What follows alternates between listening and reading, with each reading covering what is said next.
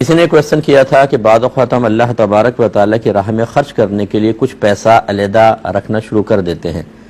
اور پھر اچانک ہمیں کوئی اپنی ضرورت پڑ جاتی ہے تو کیا اس پیسے کو ہم یوز کر سکتے ہیں کہ نہیں؟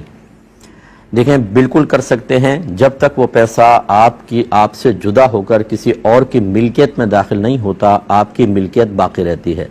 صرف اس نیت سے اس کو علیحدہ کر کے رکھ دینا کہ ہم اللہ کی راہ میں دیں گے، اچھا ہے، بہت اچھا ارادہ ہے، لیکن وہ آپ کی ملکیت سے نکل نہیں جاتا۔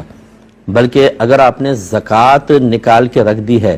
کہ چلے آئیں گے لوگ تو ان کو دے دیں گے، تو یہ بھی آپ کا اپنا مال ہے، جب تک یہ آپ سے جدا نہیں ہوگا، یہ آپ نے اس کو مال زکوٰۃ کا ہے، جیسے زیڈ اکاؤنٹ میں لوگ ڈلوا دیتے ہیں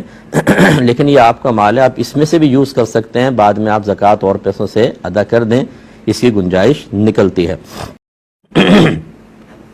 کسی نے کویسچن کیا تھا کہ بعض اوقات ہم اللہ تبارک و تعالیٰ کی راہ میں خرچ کرنے کے لیے کچھ پیسہ علیحدہ رکھنا شروع کر دیتے ہیں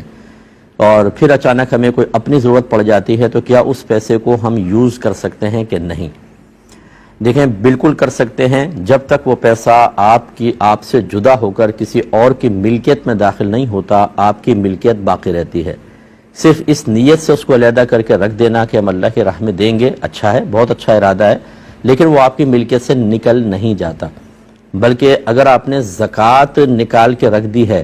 کہ چلے آئیں گے لوگ تو ان کو دے دیں گے، تو یہ بھی آپ کا اپنا مال ہے، جب تک یہ آپ سے جدا نہیں ہوگا، یہ آپ نے اس کو مال زکوٰۃ کا ہے، جیسے زیڈ اکاؤنٹ میں لوگ ڈلوا دیتے ہیں لیکن یہ آپ کا مال ہے، آپ اس میں سے بھی یوز کر سکتے ہیں، بعد میں آپ زکوٰۃ اور پیسوں سے ادا کر دیں، اس کی گنجائش نکلتی ہے۔